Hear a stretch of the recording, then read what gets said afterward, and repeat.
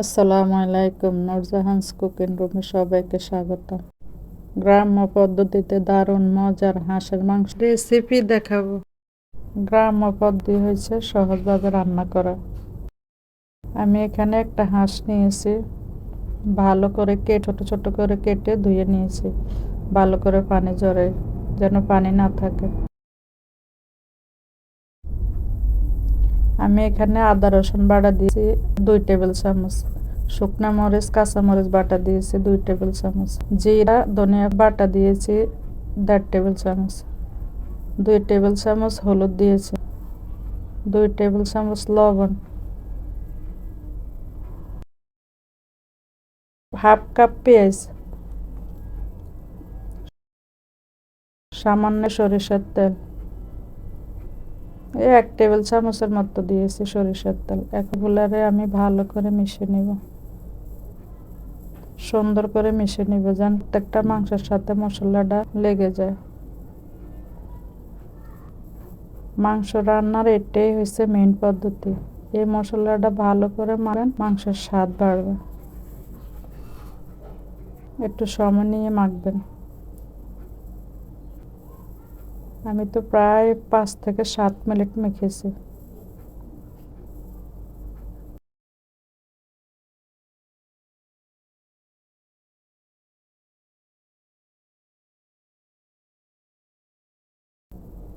আমার মাখানো শেষ।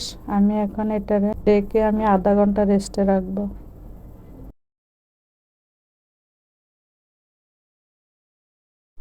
এখন আমি একটা কড়াইতে 3 টেবিল চামচ তেল দিয়েছি, আর আমি এই তেলে আমি এখন আলুটা ভেজে নেব।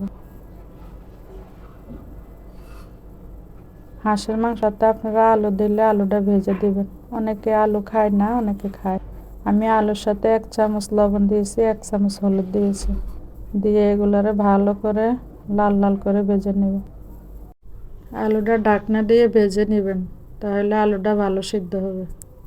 এই যে দেখুন কি সুন্দর লাল হয়ে গেছে। এখন আমি এগুলো তুলে নেব।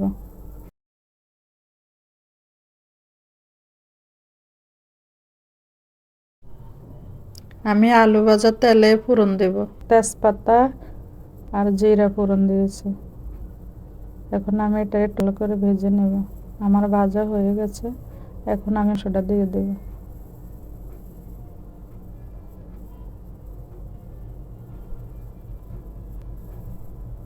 আমার মাংসটা দেওয়া হয়ে গেছে, এখন আমি ভালোভাবে তেলের সাথে এগুলারে মিশিয়ে নেব।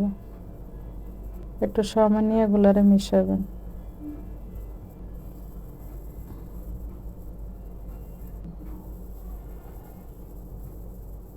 উল্টে পাল্টে ভালো করে মেখে নেবেন তেলের সাথে।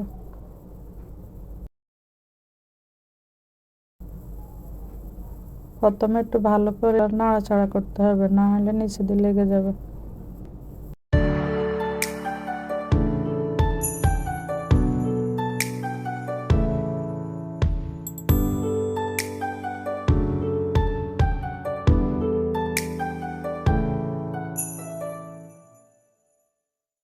চুলার আঁচটা কমে রাখবেন।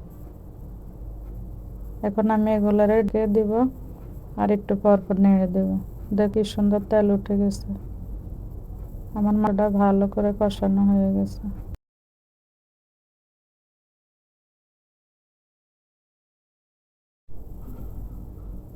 মাংসটা তেল উঠে গেছে। এখন আমি একটা টমেটো কুচি, কয়েকটা কাঁচামরিচ কেটে দিয়েছি, দিয়ে ভালো করে আবার নেব।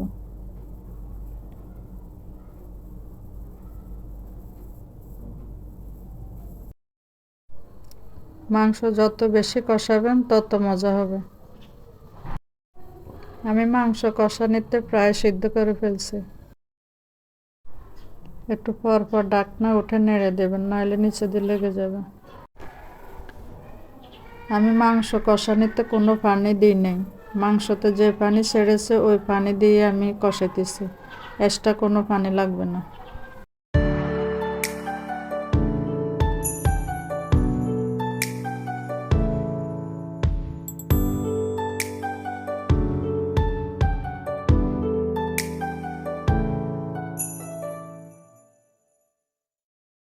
দেখুন কি সুন্দর হয়েছে কষানো।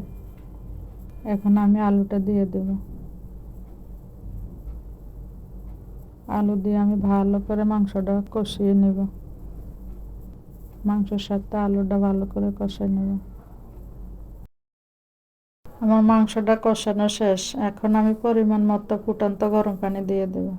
আর যখন পানি দেবেন চুলাটা হাই হিটে রাখবেন। যে যেমন ঝোল খাবেন ঝোল রাখবেন ওই পরিমাণে পানিটা দিবেন। হাঁসের মাংসটা এমনিতে একটু গ্রেভি ভালো লাগে।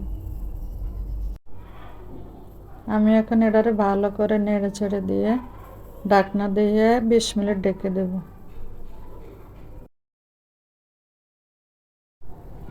ঢাকনা উঠায় বারবার একটু নেড়ে দিবেন, নাহলে নিচে দিয়ে লেগে যাবে।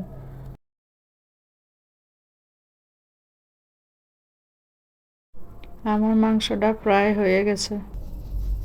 আমি এখন 1 চামচ গরম মশলার গুঁড়া দিয়ে দিয়েছি। আমি কিন্তু রান্নার সময় কোনো গরম মশলা দিইনি, রান্নার শেষে গরম মশলার গুঁড়া দিয়েছি।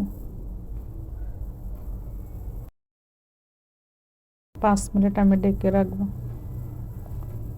ঢাকনাটা উঠে আবার নেড়ে দিব। দেখুন আমার মাংসটা মাখা মাখা হয়ে গেছে।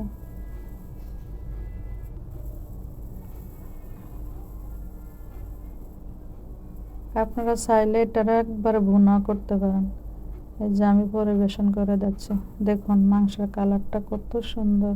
বাসায় একবার এভাবে বানিয়ে খেয়ে দেখবেন। ভালো লাগলে কমেন্টে জানাবেন।